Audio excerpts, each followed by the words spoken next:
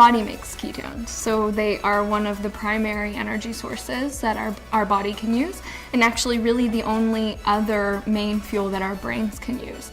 So our body can use glucose, fatty acids, proteins, amino acids from proteins, and ketones. Those are kind of the major ones.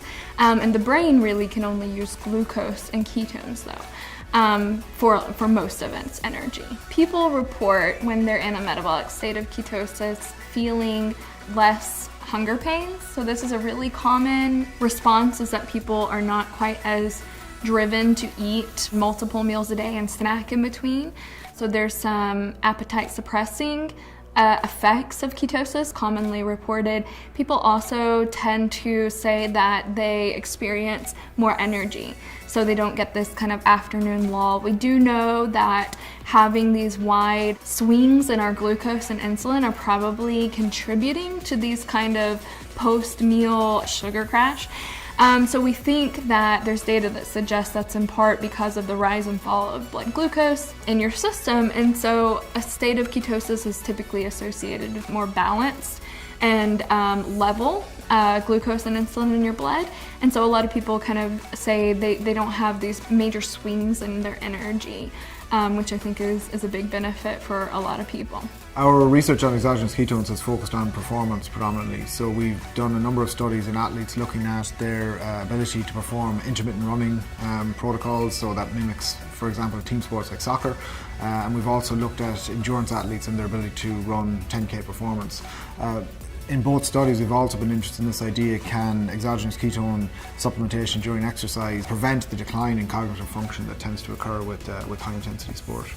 One of the more interesting findings that we had was that in what's typically seen with high intensity efforts is that athletes will their cognitive function will tend to decline over the course of a session, and what we have seen is that decline is prevented when ketones are added to the fuel mix. So a single dose of exogenous ketones will typically raise beta-hydroxybutyrate levels within about 15 to 20 minutes, and they'll tend to stay elevated for up to 2 hours. Depending on the dose, it can get you into a level of ketosis that can definitely have metabolic effects that could potentially enhance performance.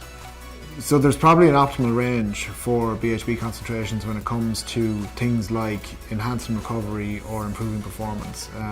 They remain to be fully established, but I think the evidence is there that you would have to get to a certain threshold in order to be able to exert some of the potential benefits of exogenous ketones. Because people are very individual in terms of the response to any form of intervention, and including the supplementation with ketones, there may be some value in being able to measure that for different individuals. So that would allow them to maybe take very specific amounts to achieve the concentration that is needed and that's specific to them. What we know from looking at rodent studies that have been done that have looked at training, they've been able to show that in muscle, after a period of training, these rodents are better able to uptake and utilize ketones. So there's definitely something going on in the periphery in terms of the use of ketones. There's no doubt they can be used.